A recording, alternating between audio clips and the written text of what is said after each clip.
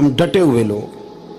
سرکار نے فلاح انسانیت کے لیے جو دوسرا کام کیا نا، وہ لوگوں کو احساس دلایا ہے کہ اگر غلطی ہو جائے تو تم نے بندوں کے سامنے اپنے آپ کو کلیئر نہیں کرنا، تم نے تو رب کے سامنے اپنے آپ کو کلیئر کرنا، اللہ کے سامنے تم نے بچنا ہے کہ میرا گناہ معاف۔ اور حضور احساس پیدا کرتے تھے۔ بخاری شریف میں قبیلہ غامدیہ کی اس عورت کا تذکرہ موجود ہے جو خود آئی تھی، کوئی گرفتار کر کے نہیں لایا تھا، از خود آئی۔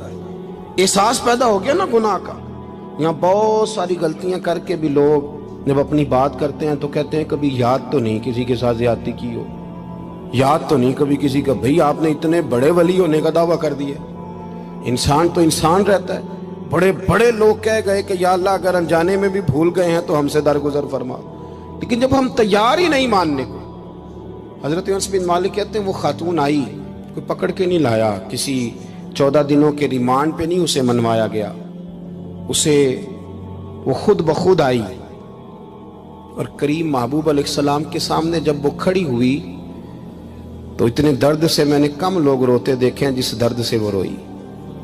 عرض کرنے لگی حضور میں غلطی کر بیٹھی ہوں، مجھ سے زنا ہو گیا، مجھے پاک کر دے۔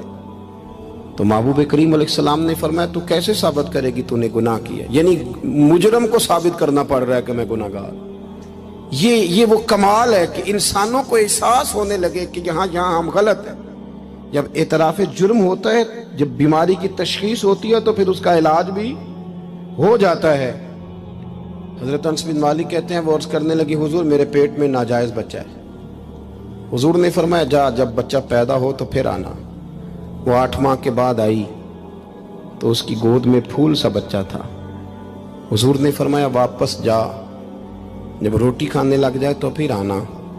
وہ 2 سال 2.25 سال دودھ پلاتی رہی، پھر جب آئی تو بچے کے ہاتھ میں روٹی کا ٹکڑا تھا۔ کریم محبوب صلی اللہ تعالی علیہ وسلم سے آ کے جب اس نے بات کی تو وہ درد سے روئی، کہنے لگی یا رسول اللہ 3 سال ہونے کو ہیں، میں نے گناہ کیا ہے، میں ساری رات سو نہیں پاتی۔ حضور تڑپتی، اگر اس حال میں مر گئی تو اپنے رب کو کیا منہ دکھاؤں، مجھے پاک کر دے، میرے حال پہ رحم فرمائے۔ محبوب کریم صلی اللہ علیہ وسلم نے بچہ ایک صحابی کو دیا، فرمایا بچوں کی طرح پالنا، اور کہا اسے لے جاؤ، پتھر مار مار کے اسے سنسار کر دو۔ صحابہ کہتے ہیں اسے پتھر لگ رہے تھے اور حضور بےچانی کے ساتھ ٹہل رہے تھے۔ آ کے خبر دی حضور وہ تو وصال کر گئی، انتقال ہو گیا۔ فرمایا یہاں تک تو بات اس کی تھی۔ حضرت انس بن مالک کہتے اب محبوب کریم نے صحابیات سے فرمایا اسے غسل دو، کفن پہناؤ، جنازہ تیار ہو جائے تو مجھے خبر کرنا۔ حضرت انس بن مالک کہتے ہیں غسل ہوا، کفن ہوا، جنازہ تیار ہوا تو حیران ہم تب ہوئے جب میرے محبوب نے فرمایا صفیں بناؤ، میں خود جنازہ پڑھاؤں گا، میں خود جنازہ پڑھاؤں گا۔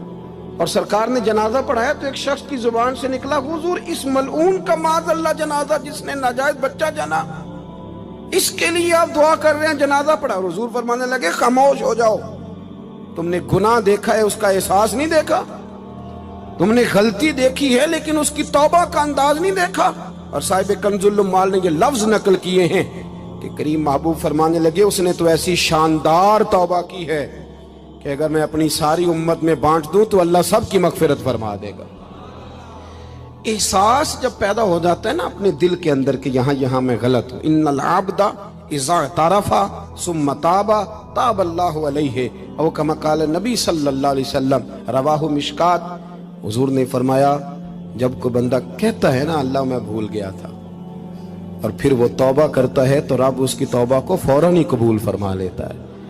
پہلی بات یہ کہ عقائد کو مضبوط رکھیں، مضبوط عقائد۔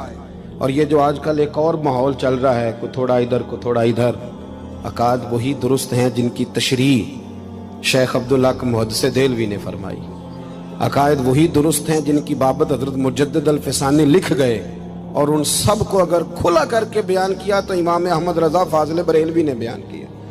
انہی بزرگوں کی باتوں کو کھول کر ہمارے سامنے رکھا۔ مضبوط عقائد کی زندگی گزاریں۔ اور دوسری بات، اگر کبھی کوئی غلطی ہو جائے پھر اس کا احساس پیدا کریں، پھر اس سے توبہ کریں۔